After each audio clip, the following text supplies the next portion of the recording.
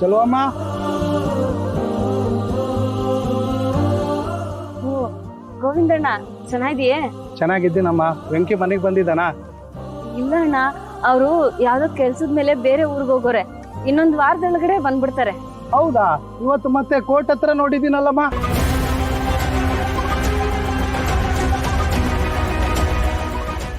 ಅಣ್ಣ ಏನ್ ಹೇಳ್ತಾ ಇದೀಯ ನೀನು? ವೆಂಕಿನ ನೀನ್ ಕೋರ್ಟ್ ಹತ್ರ ನೋಡಿದ್ಯಾ? ಹೌದು ಕಣವ, ಅವನ ಜೊತೆಲಿ 4 ಜನ ಪೊಲೀಸರು ಇದ್ರು. ಅವರೇ ಅವನ್ನ ಕರ್ಕೊಂಡು ಹೋಗ್ತಾ ಇದ್ರು. ಅಣ್ಣ, ನೀನು ಬೇರೆ ಯಾರನ್ನ ನೋಡಿ ವೆಂಕಿ ಅನ್ಕೊಂಡಿರ್ಬೇಕು. ವೆಂಕಿ ಚಿತ್ರದುರ್ಗದಲ್ಲಿ ಕೆಲ್ಸಕ್ಕೆ ಅಂತ ಹೋಗೋರೆ. ಅವ್ರು ಹೆಂಗ್ ಇಲ್ಲಿಗೆ ಬರಕ್ ಸಾಧ್ಯ? ಏನಮ್ಮ, ವೆಂಕಿ ಯಾರನ್ನೋದು ನನಗೆ ಗೊತ್ತಾಗಲ್ವಾ? ನಿಜವಾಗ್ಲೂ ಅವನ್ನೇ ಅಲ್ಲಿ ನೋಡುದು. ಬೇಕಾದ್ರೆ ನೀನೇ ಹೋಗು, ಒಂದ್ ಸರ್ತಿ ವಿಚಾರಿಸಮ್ಮ. ಅಣ್ಣ ಅಂದಂಗೆ ವೆಂಕಿ ನಾನ್ ನಿನ್ ಯಾವಾಗ ನೋಡ್ದೆ ಹೇಳು? ಬೆಳಗ್ಗೆ ಕಣವ. ಇಲ್ಲ, ನಾನ್ ಇದನ್ನ ನಂಬಕ್ಕಿಲ್ಲ. ನೋಡವ, ಈಗ ಹೇಳೋ ಬದ್ಲು ಹೋಗಿ ನೀನೇ ನೋಡ್ಕೊಂಬಂದ್ರೆ ಅನುಮಾನ ದೂರ ಆಗುತ್ತಲ್ವಾ? ಹೋಗಿ ನೋಡ್ಕೊಂಬ.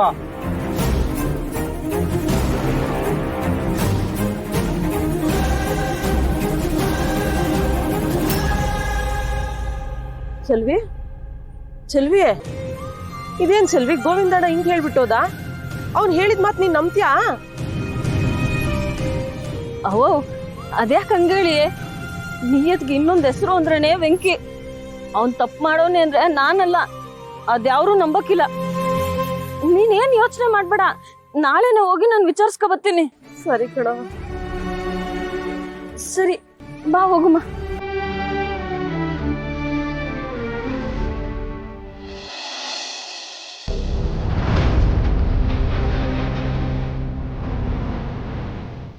ಗಾಡಿ ಸೈಡ್ಗೆ ಹಾಕಪ್ಪ, ಟೀ ಕುಡಿಯೋಣ. ಟೀ ಕುಡಿಯೋಣ ಬಂದ್ರ. ವೆಂಕಿ, ಟೀ ಕುಡಿತೀಯ? ಬರ್ತೀನ.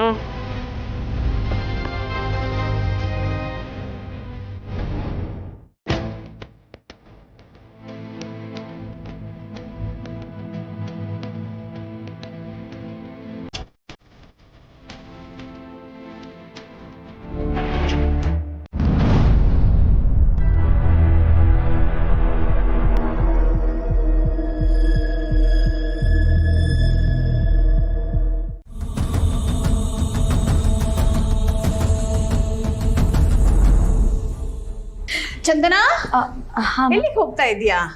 ಅದು ಇದು ಮಗನ್ ಫೋನ್ ಅನ್ಸುತ್ತೆ. ಆಗ್ಲಿಂದ ಯಾರೋ ಕಾಲ್ ಮಾಡ್ತಾನೆ ಇದಾರೆ, ಇಂಪಾರ್ಟೆಂಟ್ ಕಾಲ್ ಅಂತ. ಅವ್ರಿಗೆ ಕೊಡೋಣ ಅಂತ. ಹೌದಾ? ಕೊಡಿಲಿ, ನಾನೇ ಕೊಡ್ತೀನಿ. ಅವ್ನು ಹಾಗೆ ಎಲ್ಲಂದ್ರೆ ಅಲ್ಲಿ ಫೋನ್ ಇಟ್ಕೊಂಡು ಹುಡುಕ್ತಾ ಇರ್ತಾನೆ. ಸರಿ. ಯಾರು ಕಾಲ್ ಮಾಡ್ತಿದ್ದಾರೆ? ಏ ವಿಶ್ವ, ಅಮ್ಮ, ಎಲ್ಲಿ ಹೋಗ್ತಾ ಇದೀಯಾ? ನನ್ನ ಫೋನ್ ಎಲ್ಲೋ ಇಟ್ಟಿದ್ದೀನಿ, ಸಿಗ್ತಾ ಇಲ್ಲ. ನಿನ್ ಫೋನೇ ಇದು ನೋಡು. ಆಗಿಂದ ಯಾರೋ ಕಾಲ್ ಮಾಡ್ತಾ ಇದ್ದಾರೆ. ಚಂದನ ತಂದ್ಕೊಟ್ಲು. ಹೌದಾ? ನಾನು ಮೇಲ್ಗಡೆ ಹಾಲಲ್ಲಿ ಫೋನ್ ಇಟ್ಟು ಇಲ್ಲೆಲ್ಲ ಹುಡುಕ್ತಾ ಇದ್ದೀನಿ. ಇದೇ ತಪ್ಪನ್ನೇ ನಿನ್ ಜೀವನದಲ್ಲೂ ಮಾಡ್ತಾ ಇರೋದು. ಕಳ್ಕೊಂಡಿರೋದು ಒಂದ್ ಕಡೆ, ಹುಡುಕ್ತಿರೋದು ಇನ್ನೊಂದ್ ಕಡೆ. ಎಲ್ಲಿ ಕಳ್ಕೊಂಡಿರ್ತೀವೋ ಅಲ್ಲೇ ಹುಡುಕಿದ್ರೆ ಕಣೋ ನಾವು ಕಳ್ಕೊಂಡಿರೋದಕ್ಕೆ ಸಿಗೋದು. ಅಮ್ಮ, ಒಂದು ಫೋನ್ ವಿಷಯವಾಗಿ ಇಷ್ಟೆಲ್ಲ ಮಾತಾಡ್ಬೇಕಾ? ಸುಮ್ಮನೆ ಚಂದನ ಅವ್ರು ತಂದು ಕೊಟ್ಟಿದ್ರೆ ಆಗಿರೋದು. ಹೌದಪ್ಪ, ಕೊಡಿಲಿ, ಚಂದನ ಕೈಲೇ ಕೊಟ್ಟು ಕಳಿಸ್ತೀನಿ. ಬೇಡ, ಇಂಪಾರ್ಟೆಂಟ್ ಕಾಲ್, ನಾನು ಮಾತಾಡಬೇಕು.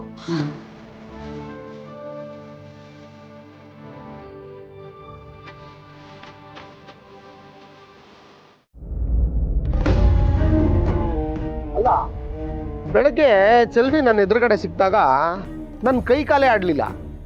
ಈ ದೊಡ್ಡ ಗೌಡ್ರು ಕೇಳಿದ್ರೆ ಅವರು ಸಹ ನೆಟ್ಟಿಗೆ ಏನು ಹೇಳ್ತಾ ಇಲ್ಲ. ಈಗೇನಾದ್ರು ಚೆಲ್ವಿ ಎದುರುಗಡೆ ನಾನು ಬಂದರೆ ಚೆಲ್ವಿ ನನ್ನ ಮೇಲೆ ಅನುಮಾನ ಪಡ್ತಾಳೆ. ಏನು ಮಾಡೋದು? ಒಂದು ಕೆಲಸ ಮಾಡೋಣ, ಚೆಲ್ವಿ ಕೈಗೆ ಒಂದಷ್ಟು ದುಡ್ಡು ಕೊಟ್ಬಿಟ್ಟು ಈ ದುಡ್ಡನ್ನ ವೆಂಕಿ ಯಾರ ಕೈಯಿಂದನೂ ಕೊಟ್ಟು ಕಳಿಸ್ತಾ ಕಣವ ಅಂತ ಹೇಳ್ಬಿಟ್ಟು ನಾನು ಏನಾರು ಮಾಡಿ ಈ ಕೇಸಿಂದ ನುಣ್ಸ್ಕೊಂಡ್ಬಿಡ್ಬೇಕು. ಅದೇ ಬೆಸ್ಟ್ ಐಡಿಯಾ ಅನಿಸ್ತದೆ. ಆಮೇಲೆ ಅವ್ರ ಹಣೆ ಬರ ಏನನ್ನ ಮಾಡ್ಕೊಳ್ಳಿ, ನನ್ಗೆ ಯಾಕೆ? ಅಲ್ಲ, ಇಷ್ಟೊತ್ತಾಯ್ತು, ಚೆಲ್ವಿ ಬರ್ಬೇಕಾಯ್ತು, ಬಂದಿಲ್ವಲ್ಲ.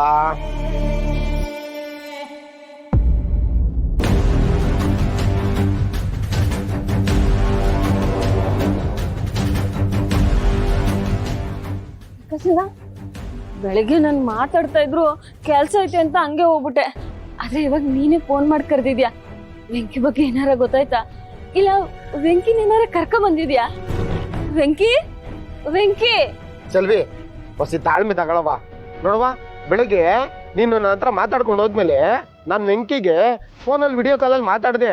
ಅವ್ನಿಗೆ ಹೇಳಿದೆ, ನೋ ವೆಂಕಿ ನಿನ್ ಮೇಲೆ ಚೆಲ್ವಿ ಪ್ರಾಣನೇ ಇಟ್ಕೊಂಡವಳೆ, ಸ್ವಲ್ಪ ತಡ ಆದ್ರೂ ಪರವಾಗಿಲ್ಲ, ಬಂದು ಚೆಲ್ವಿನ ಮಾತಾಡ್ಸ್ಕೊಂಡು ಹೋಗು ಒಂದೇ ಕಣವ. ಆದ್ರೆ ಅವ್ನು ಬಿಲ್ಕುಲ್ ಒಪ್ಲಿಲ್ಲ ಕಣವ. ಆಮೇಲೆ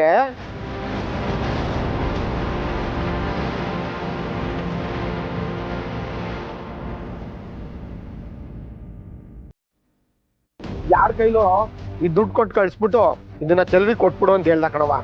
ತಗೊಳವ. ಇಲ್ಲ ಅಣ್ಣ, ಈ ದುಡ್ಡು ನೀವೇ ಇಟ್ಕೊಳ್ಳಿ.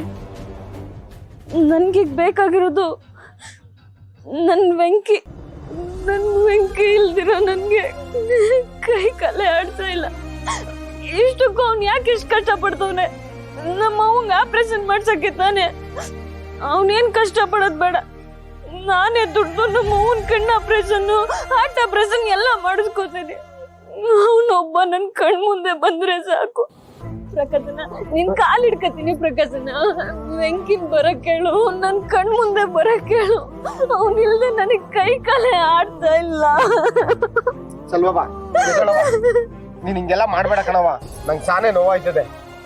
ನೋಡವ, ಆಯ್ತು, ಒಂದ್ಕಿತ ವೆಂಕಿ ಹತ್ರ ಮಾತಾಡಿ ಏನು ಅಂತ ನಿಂಗೆ ವಿಷಯ ಮುಟ್ಟಿಸ್ತೀನಿ ಕಣವ. ಬರ್ತೀನಿ ಕಣವ.